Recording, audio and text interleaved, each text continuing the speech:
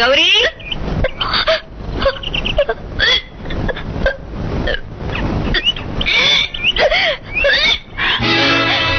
వాంతులా?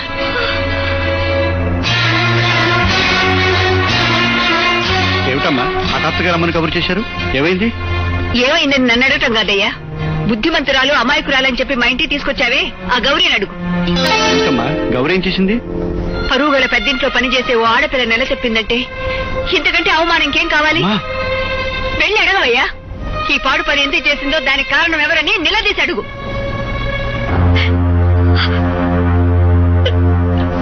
గౌరీ, ఇలా జరగడానికి కారణం నేను ఊహించిందే అయి ఉంటుంది, అవునా? మూడు ముళ్ళు పడే వరకు తొందరపడకూడదనే విషయం మగాడి కంటే ఆడదానికి ఎక్కువ తెలుసు. ఎందుకమ్మా తొందరపడ్డావు? నిజాన్ని బయటపెట్టడానికి సమయం కాదు, పరిస్థితి కాదు. జరిగిన దాని మీద ఇంకా అల్లరి జరగకుండా ఉండాలంటే నువ్వు వెంటనే వచ్చేయడం మంచిది.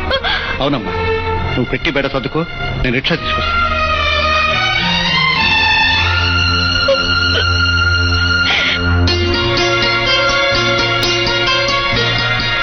ఎక్కడికి వెళ్తున్నావు?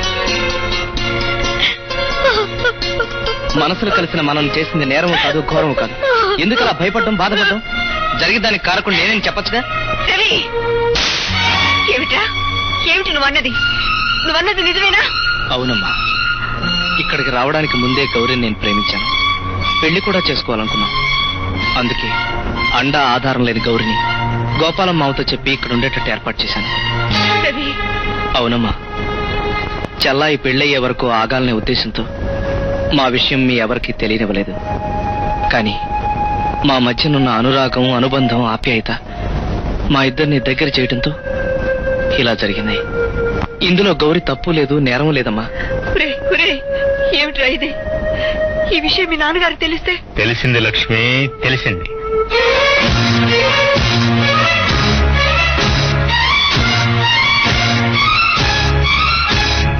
నా రక్తం పంచుకు పుట్టిన కొడుకు నన్ను తలెత్తుకోకుండా చేశాడని తెలిసింది.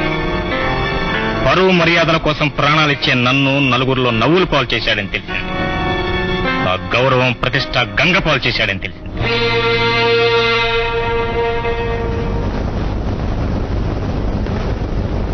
నేను చేసిన పని తప్పు అని నేను అనుకోవడం లేదు. మీకు తప్పుగా అనిపిస్తే నన్ను మన్నించండి. నర్మయ్, మన్నించడం అంటే మన్నించడం. నువ్వు చదువుకోలేదు, నిన్ను మన్నించాను. నేను చెప్పినట్టు నువ్వు నడుచుకోలేదు, నిన్ను మన్నించాను. నా ఆశయాలకు విరుద్ధంగా నువ్వు ప్రవర్తించావు, నిన్ను మన్నించాను. ఎందుకో తెలుసా? దానివల్ల కష్టపడేది, నష్టపోయేది నువ్వు కనుక. కానీ ఇవాళ నువ్వు చేసిన ఈ నీచ పనికి, ఈ దౌర్భాగ్య పనికి సిగ్గుపడుతున్నది ఎవరో తెలుసా? నిన్ను కన్న మీ అమ్మ, నేను. You know that? Do you know that? నాకు నచ్చిన మనిషిని నేను పెళ్లి చేసుకోవడం వల్ల మీరు సిగ్గుపడ్డం ఎందుకు? ఎందుక? నీకు నచ్చిన మనిషి మనకు ఏ విధంగానూ సరితూగే మనిషి కాదు కాబట్టి. నువ్వే పెళ్లి చేసుకుంటే నీ చెల్లెలి పెళ్లి జరగటానికి ఆటంకం ఉంది కాబట్టి. నాన్నగారు, చెల్లాయికి అమ్మా నాన్న ఉన్నారు, ఆస్తి అంతస్తులు ఉన్నాయి. అన్నీ ఉన్న చెల్లాయి పెళ్లికి ఈ అన్నయ్య పెళ్లి ఆటంకం కాదు నాన్న. కానీ ఏమీ లేని గౌరికి నేను అండగా నిలబడకపోయినా, నా చేత్తో మూడు ముళ్ళు వేయకపోయినా అది అన్యాయమే అవుతుంది నాన్న, అన్యాయమే అవుతుంది. నర్మయ్, నాకే నీతులు చెప్పేంత పెద్ద మొగాడవయ్యావే. చూడు, నువ్వు దాన్ని కట్టుకుంటావో ఇద్దరు కట్టకట్టుకుని గంగలో దిగుతారో నాకు అనవసరం. నాకు కావాల్సిందల్లా నా కూతురు పెళ్లి జరిపించడం. అవును, ఆనాడేదో పెద్ద ప్రగల్భాలు పలికావే.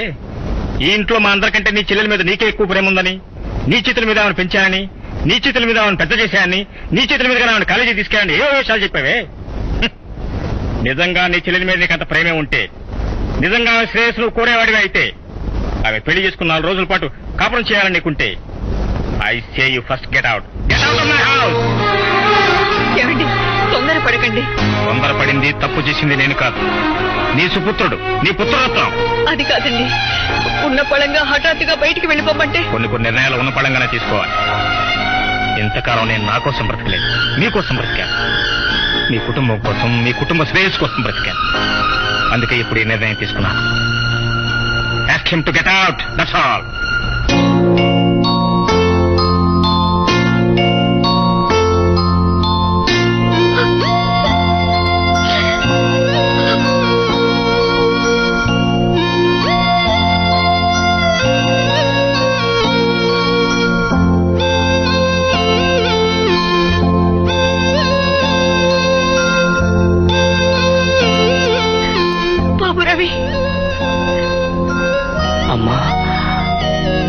మనసారా ఆశీర్వదిస్తే మా పెళ్లి అయిపోయినట్టేనమ్మా.